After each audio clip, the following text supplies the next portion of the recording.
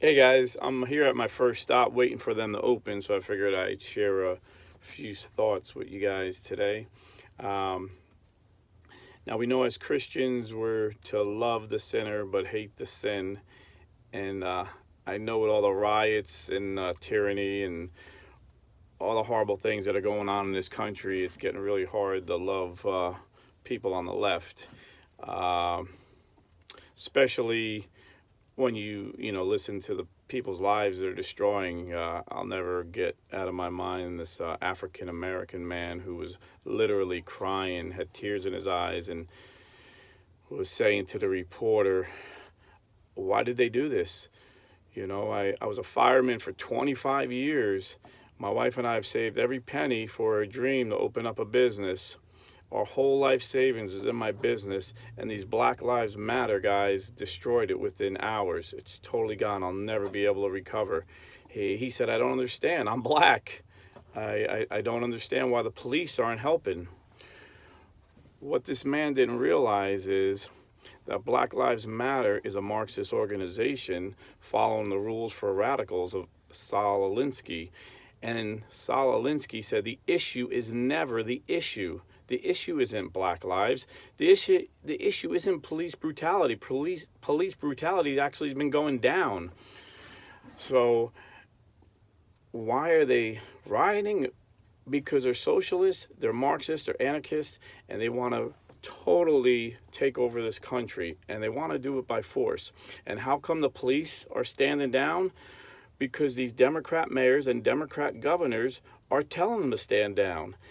And a lot of people think it's just liberal appeasement. Oh, we'll just let the people vent, and we don't want to elevate it. That's what they're saying. But the reality is they're part of the movement. These mayors and governors, these Democrats, they're socialists themselves. They're they're not coming right out saying do it, but they're not discouraging people from doing it. Okay, so we have this horrible movement in our country trying to destroy and overthrow our government, and the left's been doing this forever. In the '60s. President Obama's friend Bill Ayers and his wife Bernadine Dorn were leaders of the Underground Weathermen, a domestic terrorist organization. And the issue they said they were fighting for was to end the Vietnam War. But again, the issue wasn't the issue. These guys were committed communists. Many of them, after the group was busted up, joined the Communist Party or are doing jail for murder. In fact, Barack Obama's friend Bill Ayers was convicted of murder, but his rich daddy's fancy lawyer got him off on a technicality.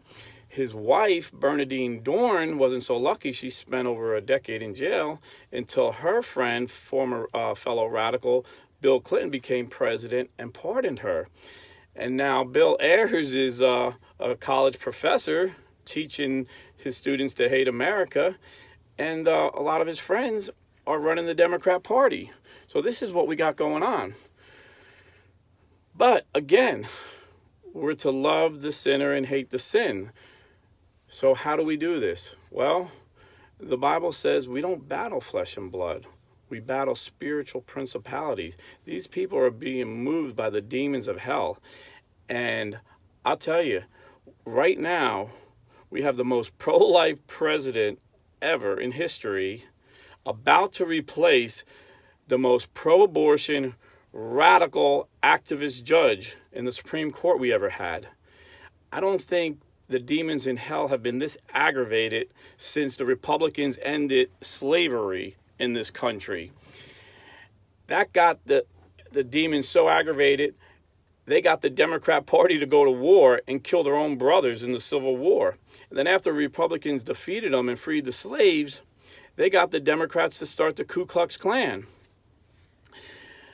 But then the following century, the 19th century, the Democrats started a new tactic, loading the courts with activist judges, not judges that interpret the Constitution, but judges that make laws that they want.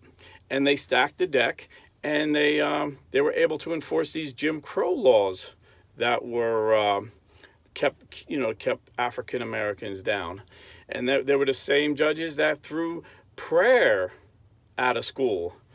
And then the greatest victory Satan and the Democrats had was Roe v. Wade. Up to that point, the Democrats would try and get abortion passed in states, and a lot of states wouldn't allow it. Some, liberal Democrat states would allow, but a lot of them didn't.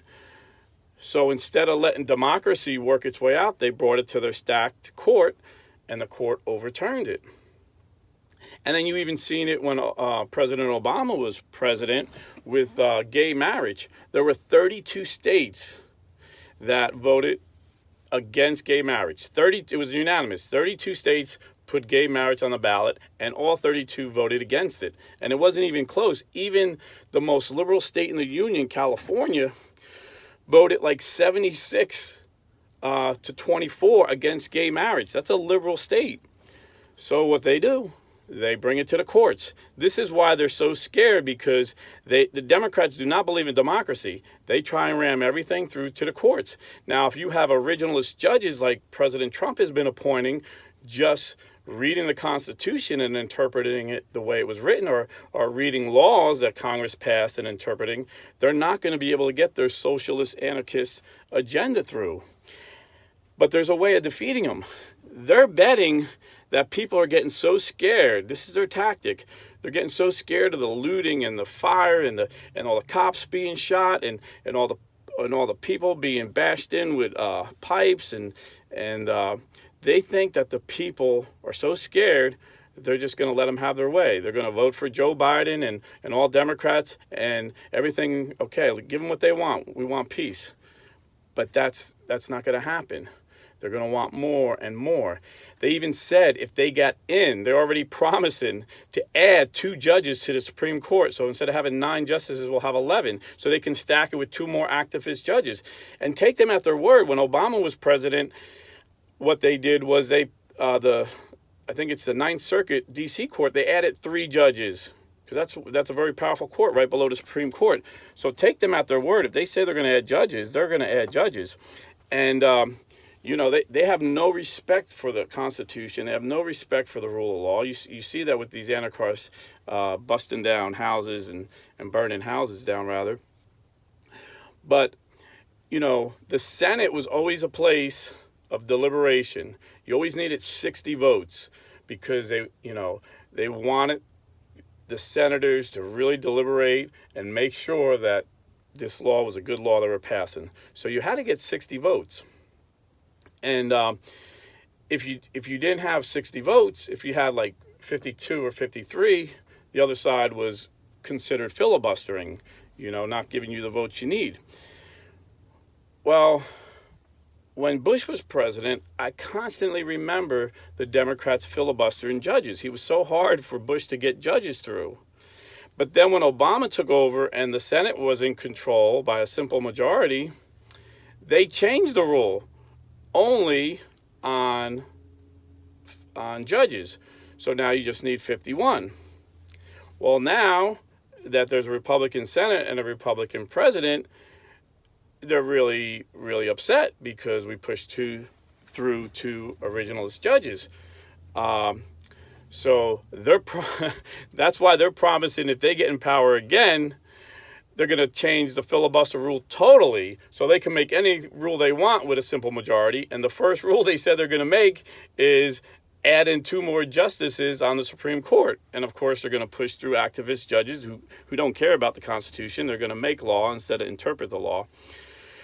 So the question is, are these crazed maniacs burning down stores and throwing bricks through windows and literally shooting people? People are getting killed. This is getting really violent.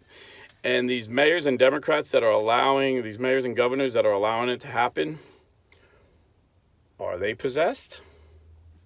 Sure seems that way to me. So pray for your country, but also the Bible says faith without works is dead. We need the vote. And this is how we beat them. We crush them at the polls. And the one thing that Democrats love more than socialism is power. And when they see the American people reject this anarchy, reject this socialism, reject this appeasement of the terrorists, then I think they'll allow the cops to do their job. And we have great cops in America, and they will get these cities under control fairly quickly. And they may even allow President Trump, who's offered several times to send in federal troops to help out, they may even let him help out because they're going to be so scared of losing their power. So we got to crush them at the polls. That's what we got to do. So God bless. Hope this was helpful. And I got to get back to work.